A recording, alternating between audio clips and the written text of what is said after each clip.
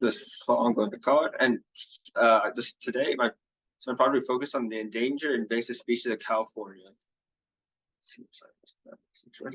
Okay, so first we have the Smith's blue butterfly.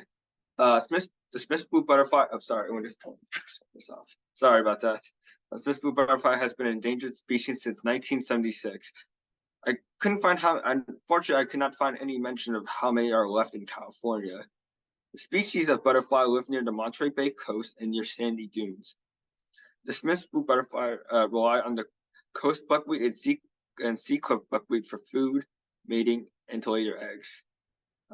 According to the Essing Museum of Entomology, human development and activities in the butterfly's ecosystem have damaged it. Non-native plants are also a threat to the butterfly as they compete with the two kinds of buckwheat that is essential to the butterfly's survival. Conservation efforts include planting the two kinds of buckwheat and getting rid of invasive species that compete with the buckwheat. And habitats have also been built for the butterflies too. Let's see. We got a picture of the butterfly itself, Smith's blue butterfly. Let's see. And we have a little picture here of the location how far they've been spotted right here. Like in the north is the blue, and the south is the orange one. We got some markers. And then on the top right, we got the sea cliff buckwheat right here. And on the bottom, we got the coast buckwheat. Then for our next endangered species is the leatherback sea turtle. The leatherback sea turtle was a species declared endangered in 1970 that was along the California coast. They're facing dangers such as plastic bags, which they can mistake for jellyfish, climate change, which can damage the eggs, bycatch from fishing nets, which means they get stuck in fishing nets, and then also being hunted for their meat and eggs. And they're also killed by human-operated vessels when you might get hit by it. And some pollution in the water too. That's pretty bad, toxic. And let's see, the website of Center for Biological Diversity said that there's only around 50 of the turtles seen in California in like around today, or like it was like I think remember like maybe 2020. Efforts made by the U.S. Fish and Wildlife Services and the NOAA Fisheries to conserve the turtle species include informing people about the endangered species. They're also collecting data to track and learn more about them so they can know how to better help and protect the leatherback sea turtle.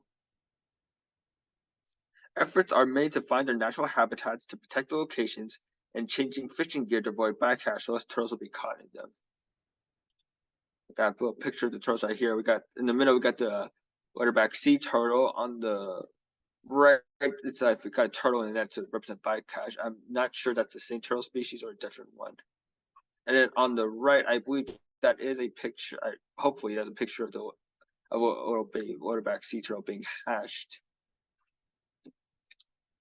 Then to our third invasive species, we got the California condor. The California condor was declared endangered in 1967 by the federal government, according to the U.S. Fish and Wildlife Services. The California condor was endangered due to people hunting them as trophies for their large size. Hunters also use lead bullets, which if the condors weren't immediately killed by the hunters, would succumb to lead poisoning from the lead bullets lodged in their bodies. Lead bullets were banned for hunting on July 1st, 2019 in California for the conservation of wildlife. Deforestation and wildfires have also, which definitely fight wildfires. That's definitely that gotten worse, especially from global warming or involvement that the pumping of greenhouse gases in the atmosphere have also led to the destruction of their habitats, which aren't good at all. Let's see. Pollution also harmed the animals with toxins. One of these things that have harmed it is a pesticide known as DDT, which was used in the U.S. for quite a while until in 1972, which became banned. Proper book known for Silent Spring by Rachel Carlson exposed the harmful effects of it back in the 1960s, and her book has been known to help with the banning of DDT, which was a dangerous pesticide that harmed the California condor by poisoning them, but also making their shells too weak to even be able to survive. shales were too fragile. Her work was also known to possibly, by some sources, said to start the environmental movement in the U.S. Microplastics is, it's like really tiny plastics that can't be seen by the naked eyes, are also very dangerous to the animals as get in their systems and also harm them. And besides, the thing about it is that back in 1982, only 22 California condors existed. They were near extinction. It wasn't until the intervention of organizations like the U.S. Fish and Wildlife and many zoos that helped with the recovery of the condors by raising them in captivity to protect them and later release them. I'd like to give a little shout out to the Oakland Zoo for helping with conserving and helping the condors. The website, the National Park Service, says there are 561 California condors as of 2022, with 347 free in the wild and 214 in captivity. While there is a lot more than there were in the past, they're still at risk. And then let's see, we got a picture of like the California condor here with a picture of also an X-ray of it with the lead bullets in the middle, and on the right are like a picture of microplastics. And here's a little chart showing right here, I believe, hard to see, but back in you can see in the red is how the population in the wild, and you can see it's like around sorry, it might be a bit hard to see, but it's like starts in the hundreds back in like the 1953. It was like, or maybe 156 in like 1967, it goes way lower. Then like by 1975, the population in the wild of the California condor is like 30, and it's like I can see there's only one captivity in 1967, 1975. Until 1987 is that we can see a rise in 27 in captivity with around 27 captivity like in the wild. Then we got as you can see as time goes on, we get more and more as more are raised in captivity and more are released back into the wild. It seems like we have as you can see right here in the chart, as years go by, population getting higher. We get the riparian brush rabbit as our fourth endangered species in California. Riparian brush rabbit was labeled in danger on February 23rd in the year 2000. According to U.S. Fish and Wildlife, the species live in northern Stanislaus County and southern San Joaquin County. The rabbit faces threats such as wildfires and habitat loss from flooding and human development. Apparently, dams and marine levee systems blocked the rabbits from being able to move to higher ground during when it floods, and that causes some deaths. So it's unfortunate. And global warming definitely hasn't made things better, especially for with greenhouse gas and all that, making wildfires worse, which cause a lot more damage. And how we divert the water, the ecosystem with flooding, and the rabbits are unable to save themselves. The riparian brush rabbit is also facing apparently there's a virus that they're facing, but U.S. Fish and Wildlife have been working to vaccinate and trying to find. Well, I think some sources say that they've managed to try to vaccinate the buddies to protect them from a disease that's been killing them, and also that people have saved the rabbits too from drowning during some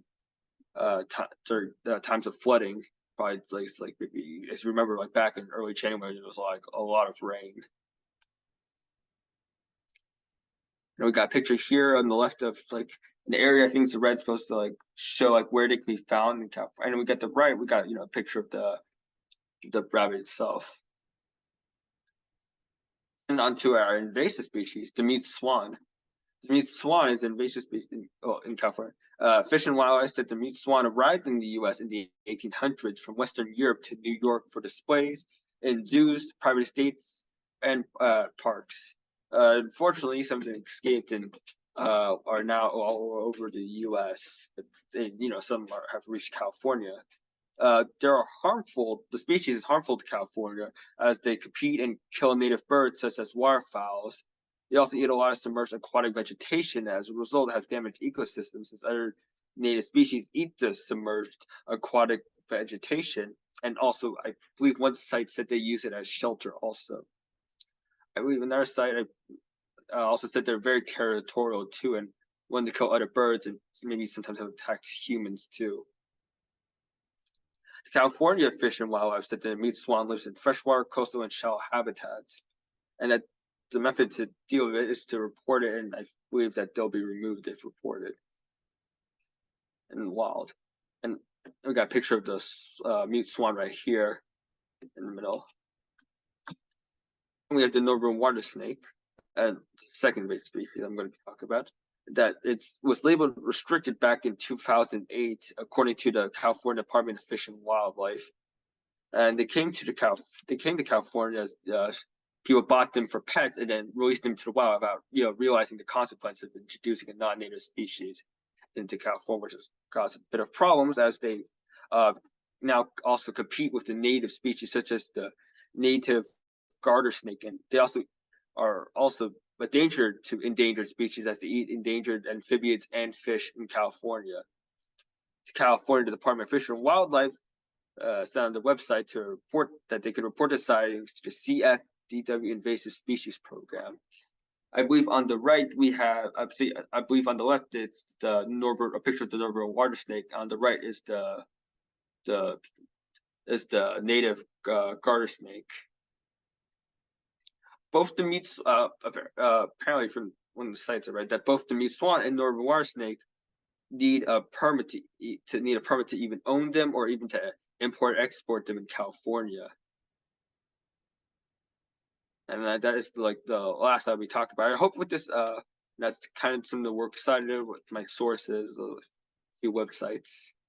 I hope with this presentation you learned how people affect the different species in California and how we can help and harm our ecosystems. Thank you for listening.